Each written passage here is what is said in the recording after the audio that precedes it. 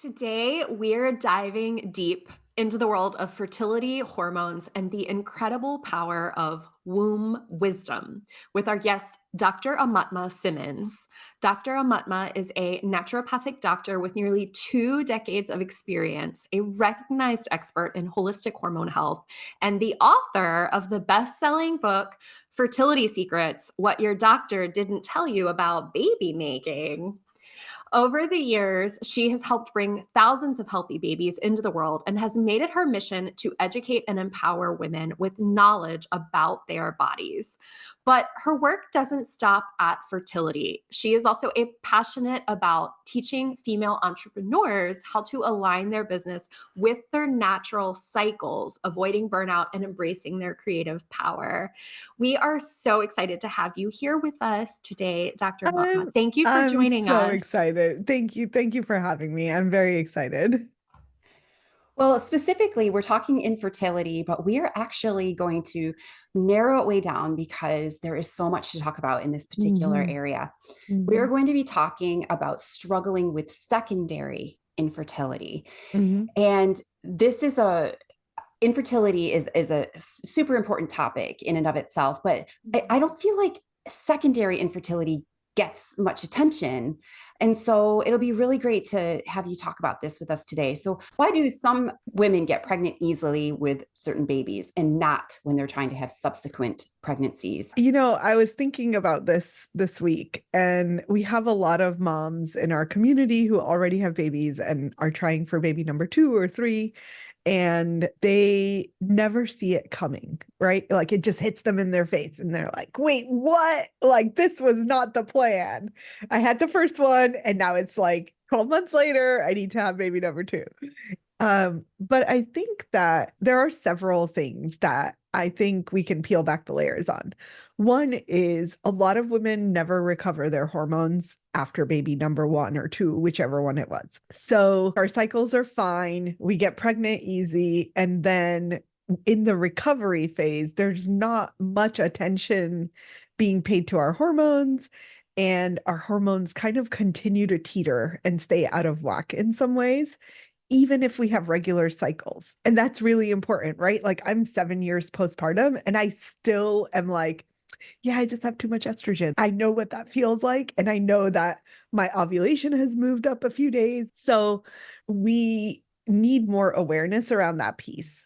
The second is, I say this with all the love in my heart, these babies are parasites and they're sucking out all of our nutritional Gosh, yeah. content.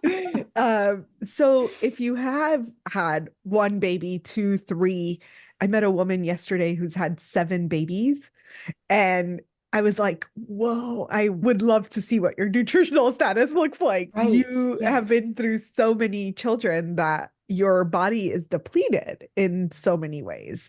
So I think that's the second factor.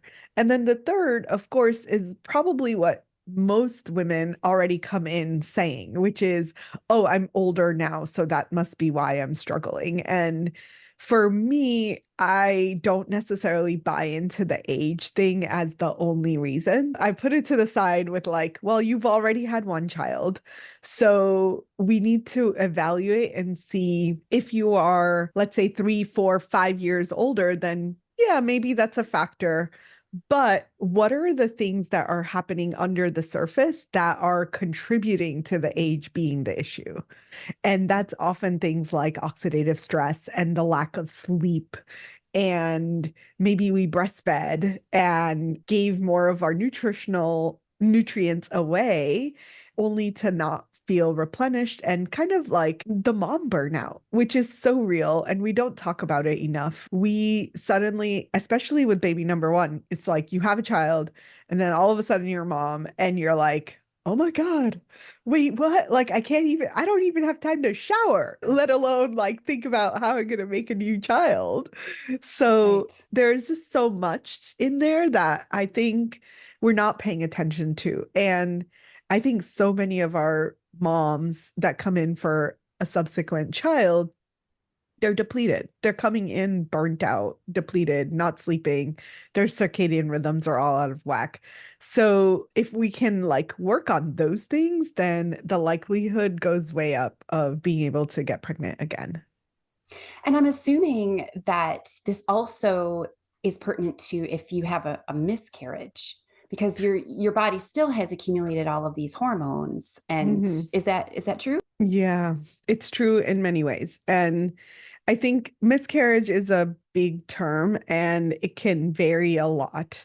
So if we separate it out with like chemical pregnancies, which do affect hormones and are going to have a little bit of a nutritional impact, but are not going to be as severe to recover from as someone who's made it through or close to the first trimester or like in the second trimester. It's the same idea. Our hormones are still shifting even if you were only pregnant for 9 weeks, right? A lot of women will say, but oh, that one wasn't that long. And I'm like, well, you can't just write it off. That was a huge impact on your body. And then you're adding another layer to it, which is the emotional trigger of loss, and you haven't fully grieved. We actually specialize in recurrent pregnancy loss. So there are so many women that are in this boat of having been through multiple losses and their body is viscerally like going into fear mode when they get pregnant again.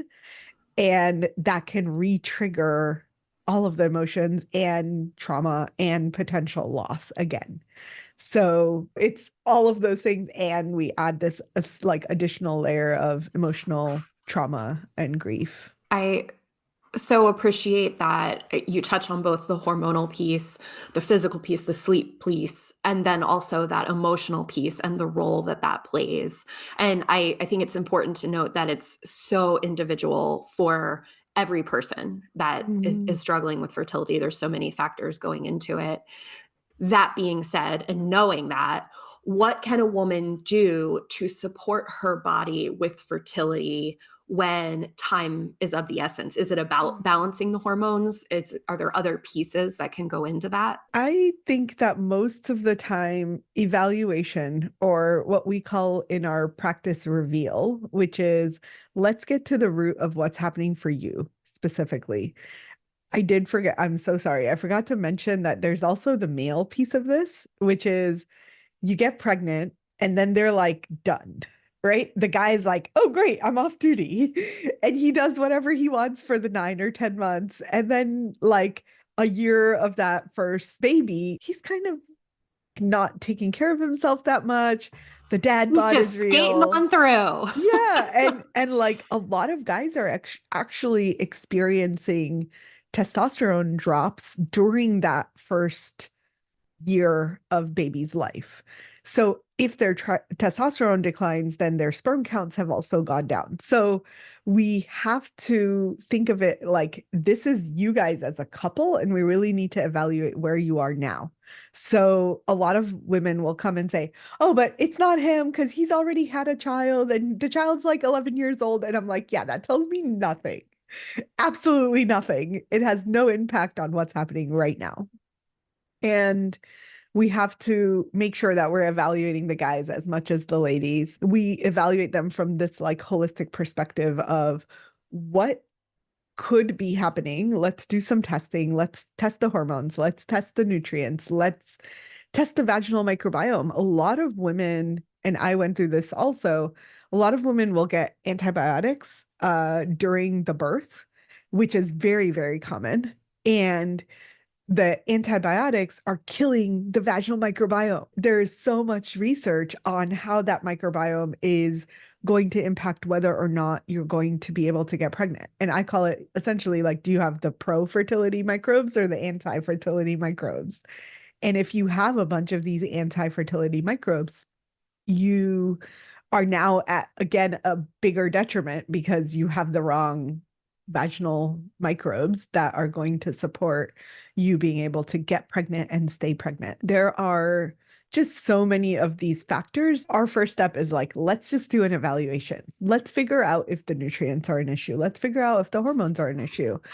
And then based on what we figure out, then we can say, okay, now that we've got the data, now we can put into place, let's create a roadmap, or let's create an actionable step by step of what it's going to take for you guys and how long it's going to take you to get pregnant.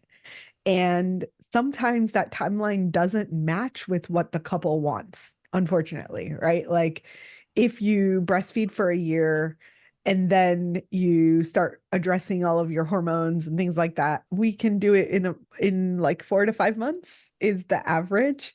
We can reset the body and be like, okay, great, go get pregnant again. Um, so ideally they're going to be pregnant like 6 months later, and then they'll have that baby another 9.5 months later. So that timeline is a little bit longer than a lot of people want. And they're like, oh, but I wanted to plan and have my kids right close to each other. And I'm like, okay, well, you can go and try, and we can see what happens. But unfortunately, like that go and try is actually a slower path most of the time.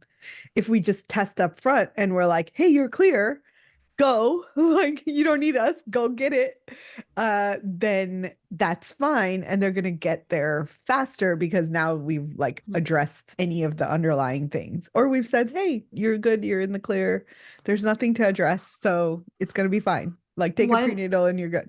one would almost think that that should be a part of women's healthcare, just on the front end at a certain age Mhm. becomes something we look at.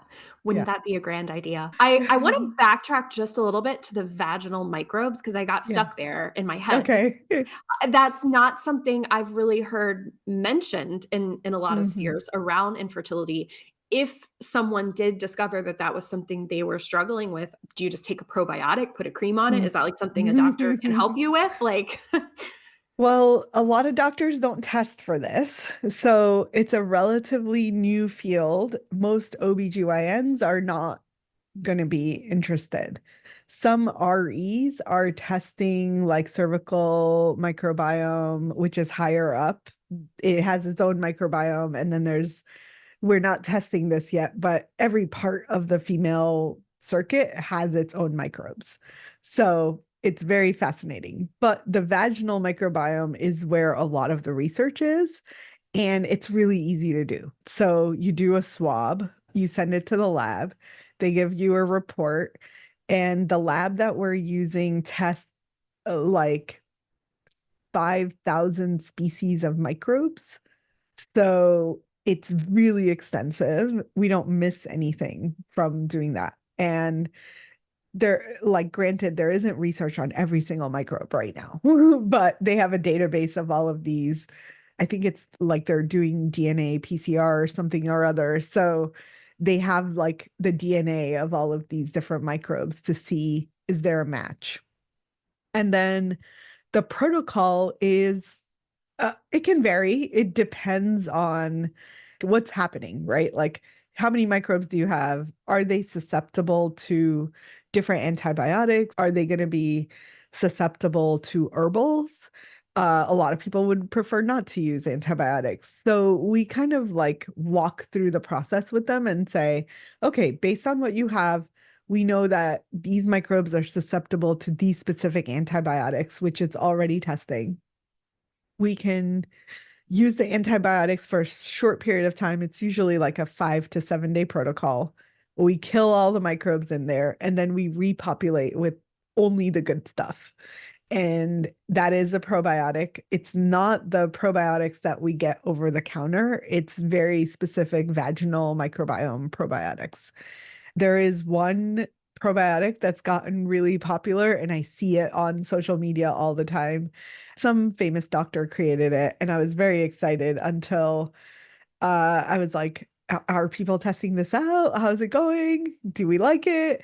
And literally, like, one of our practitioners was like, oh no, I'm in the chat group, and like literally every single person's having reactions.